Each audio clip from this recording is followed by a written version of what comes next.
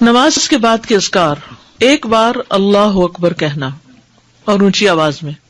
ابن عباس کہتے ہیں میں نبی صلی اللہ علیہ وسلم کی نماز کے مکمل ہونے کو تکبیر کی وجہ سے سمجھ جاتا تھا، یعنی سلام پھیرنے کے بعد آپ اللہ اکبر کہتے.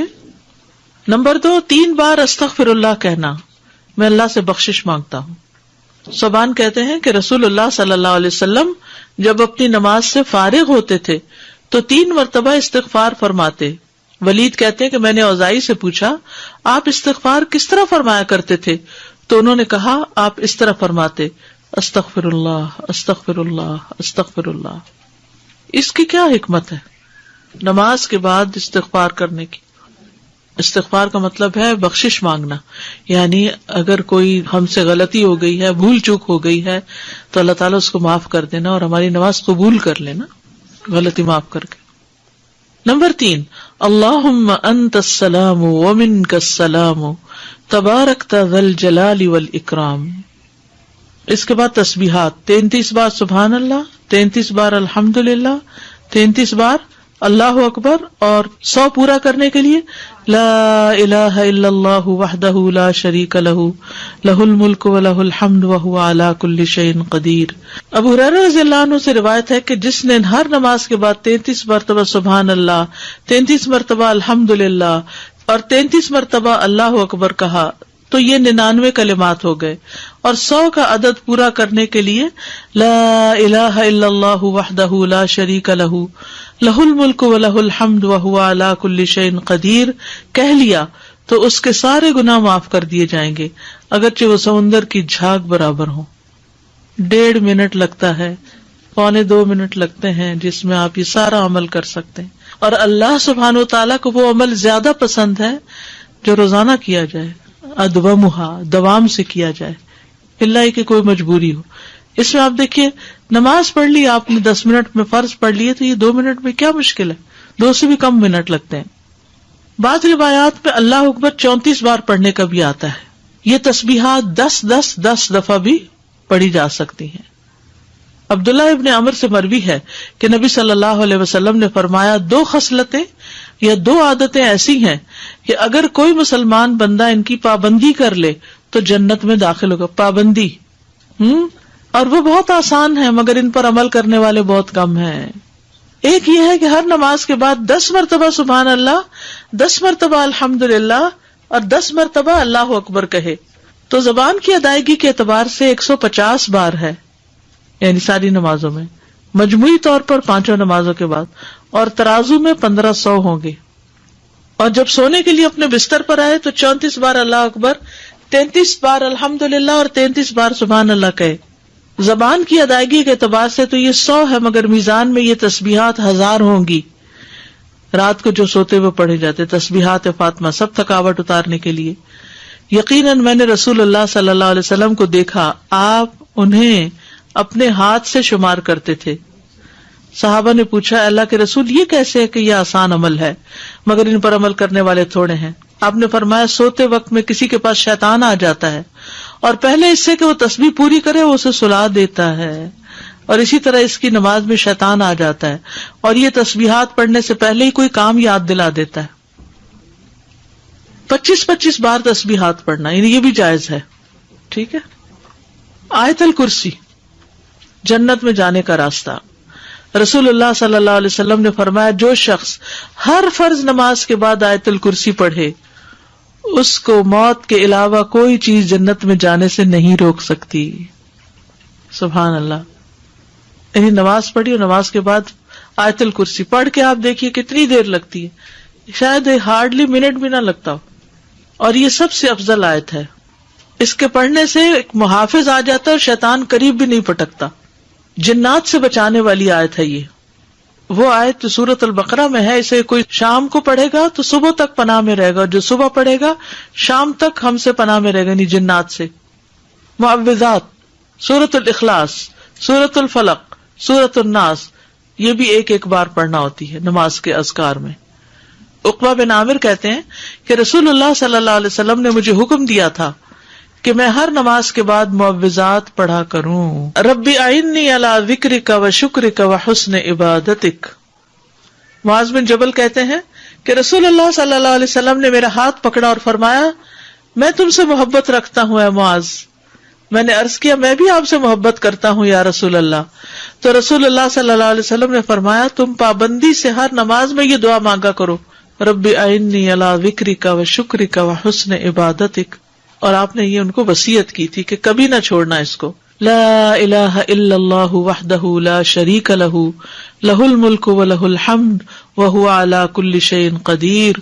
3 بار. لا الہ الا اللہ وحدہ لا شریک لہ لہ الملک و لہ الحمد وہو علی کل شیء قدیر. اللہم لا مانع لما اعطیت ولا معطی لما منعت ولا ينفع ذا الجد. ایک روایت میں منک الجد بھی آتا ہے, یہ اگلی روایت ہے. ولا ينفع ذا الجد منک الجد. لا الہ الا اللہ وحدہ لا شریک لہ لہ الملک و لہ الحمد یحیی و یمیت وہو حی لا یموت بیدہ الخیر وہو علی کل شیء قدیر. یہ دعا اور کس موقع پہ پڑھی جاتی؟ بازار جاتے ہوئے. کئی لاکھ نیکیوں کا ثواب ہے جو بازار میں یہ دعا پڑھ لے. اللہم لا مانع لما اعطیت ولا معطی لما منعت ولا ينفع ذا الجد منک الجد. 3 بار پڑھنا, ٹھیک ہے, یعنی لا الہ الا اللہ وحدہ 3 بار اور پھر اللہم لا مانع.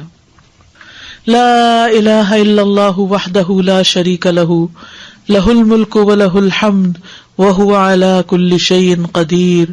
لا حول ولا قوة الا باللہ.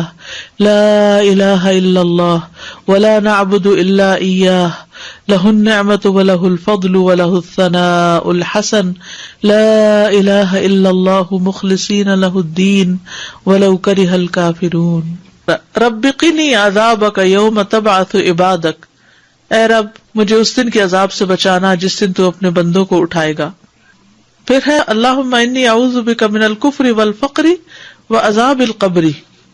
کفر, فقر اور عذاب قبر سے تیری پناہ میں آتا ہوں اے اللہ.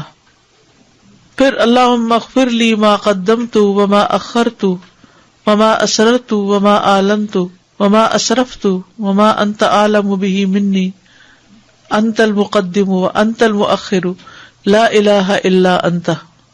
یہ اگلے پچھلے ظاہری باطنی سب گناہوں کی معافی کا اعلان ہے اس میں. سبحانک اللہم وبحمدک استغفرک واتوب الیک. اچھے عمل پہ مہر لگانے والے کلمات ہیں یہ, یعنی جو شخص کسی مجلس میں بیٹھے پھر اس سے کچھ غلط باتیں ہو جائیں تو جب یہ کلمات آخر میں پڑھے گا تو وہ معاف ہو جائیں گے, کفارہ ہو جائے گی اس مجلس کا. رب اغفر لی وتب علی انک انت التواب الغفور. ایک انصاری صحابی کہتے کہ میں نے رسول اللہ صلی اللہ علیہ وسلم کو نماز کے بعد یہ دعا 100 دفعہ پڑھتے ہوئے سنا. رب اغفر لی وتب علی انک انت التواب الغفور. پھر اللہم انی اعوذ بک من الجبن واعوذ بک ان ارد الی ارذل الامور واعوذ بک من فتنۃ الدنیا واعوذ بک من عذاب القبر. پھر ہے اللہم اغفر لی وارحمنی واہدنی وارزقنی. فجر کی فرض رکعات کے بعد کے اذکار سبحان اللہ 100 بار, لا الہ الا اللہ 100 بار, ٹھیک ہے. 100 دفعہ والے 2 اذکار. ابو ہریرہ کہتے ہیں کہ رسول اللہ صلی اللہ علیہ وسلم نے فرمایا جو صبح کی نماز کے بعد 100 دفعہ سبحان اللہ اور 100 دفعہ لا الہ الا اللہ پڑھے اس کے گناہ معاف ہو جائیں گے اگرچہ وہ سمندر کی جھاگ کے برابر ہوں. سلام کے بعد تشہد کی حالت میں کسی سے بات کیے بغیر ذکر کرنا, کسی سے بات کیے بغیر ذکر کرنا. ابو ذر سے مروی ہے کہ رسول اللہ صلی اللہ علیہ وسلم نے فرمایا جو شخص فجر کی نماز کے بعد نماز میں تشہد میں بیٹھنے کی طرح اپنی ٹانگ کو دوہرا کیے ہوئے ہو اور کسی سے بات کیے بغیر 10 مرتبہ لا الہ الا اللہ وحدہ لا شریک لہ لہ الملک و لہ الحمد یحیی و یمیت وہو علی کل شیء قدیر پڑھے گا, اس کے لیے 10 نیکیاں لکھ دی جائیں گی, اس کے 10 گناہ معاف کر دیے جائیں گے, اس کے 10 درجات بلند کر دیے جائیں گے, اور وہ اس دن ہر برائی سے محفوظ رہے گا اور اسے شیطان کی پہنچ سے دور کر دیا جائے گا, اور اس دن اللہ کے ساتھ شرک کے علاوہ کوئی گناہ اس لائق نہیں کہ اس کو پکڑ میں مبتلا کر دے. لا علمی جو ہے، نا علم ہونا جو ہے کتنا نقصان دہ، کتنی دیر لگے گی اس طرح 10 دفعہ پڑھنے میں، لیکن شرط یہ ہے کہ نہ وضو ٹوٹا ہو، نہ آپ اٹھے ہو، نہ بات کی ہو، جدھر بیٹھے ہیں ادھر ہی ٹانگ موڑے ہوئے ہی، یعنی کسی گناہ پہ پکڑ نہیں ہوگی، شرک کیا تو پکڑ ہوگی، یہ مطلب ہے۔ مغرب کی نماز کے بعد کا ذکر، سنن ترمذی کی روایت میں آتا ہے، جو شخص لا الہ الا اللہ وحدہ لا شریک لہ لہ الملک ولہ الحمد یحیی ویمیت وہو علی کل شیء قدیر، مغرب کے بعد 10 بار پڑھے گا، اللہ اس کی حفاظت کے لیے اسلحہ بردار فرشتے بھیجے گا جو اس کی صبح تک شیطان سے حفاظت کریں گے، صبح تک شیطان سے حفاظت۔ تو آپ سوچئے کہ کتنا بڑا اجر و ثواب اور کتنی بڑی پروٹیکشن ہے، کیونکہ بعض اوقات سارا وقت موڑنا مشکل ہوتا ہے۔ افضل پوزیشن نماز کے بعد اذکار کرنے کی کیا ہے؟ 2 زانوں ہو کے بیٹھنا، لیکن اگر آپ اتنی دیر بیٹھ ہی نہیں سکتے، کچھ لوگوں کی تو ٹانگ مڑتی بھی نہیں ہے گھٹنوں کی تکلیف کی وجہ سے، تو پھر ایسی صورت میں 4 زانوں ہو کے بھی بیٹھ سکتے ہیں۔